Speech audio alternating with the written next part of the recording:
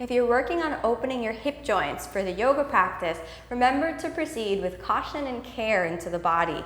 Opening hip joints or opening any joint in the body is not really a process that can be rushed. If you rush the process, you might injure your body, and that can be totally avoided if you just practice patience and awareness, which are the heart message of yoga. So let's work on opening the hip joints. If you have a little bit of extra time in the afternoon and you want to be able to help the hip joints open, you can give them space. It's external rotation that we'll be working on today. So starting off in a seated position, we're going to bend the right knee, and you're going to place the foot right underneath the right knee, and then you're going to bend the right knee and place the foot on top of the left. So you're going to stack your legs on top of each other. If your legs are stacked in this position, you want to proceed very slowly. You might even want to put a pillow or bolster under your knee and under your other thigh. If your knees are on the floor, you'll still benefit from this motion. Then, by engaging the pelvic floor, we're going to begin tipping the pubic bone back, sucking in the belly, and then we'll just lie the weight of the body forward. And you want to relax.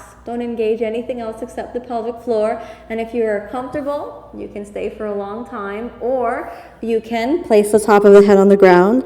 And you want this to be as passive, as friendly as possible. And you want to surrender into the movement and just let yourself relax deep into your hip joints. After maybe 50 breaths or 1 to 3 minutes, you could come all the way back out. Remember, softly, and if your knees are higher up, even more softly. So you do one side, you should do the other. So you want to start off in a straight leg position, bend the right knee, place the right foot under the left knee, bend the left knee, external rotation of the hip joints, reach over, place the left foot on top of the right knee, and you'll notice that there's a triangle shape in between your legs, so you don't want the foot to be bent too much. You want to have that space in between. That's going to make sure that the hip joints are doing the movement. And remember, if your knees are up, a nice pillow underneath for support, then you're bending right at the hip joints. You're trying to keep your back as flat as possible, and you're bending by sending the pubic bone back. Your arms reach forward.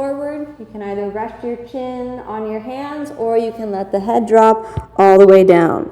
After 5 or 50 breaths, just relaxing, softening into the posture, deepening the motion deep within the pelvis, you can come all the way up.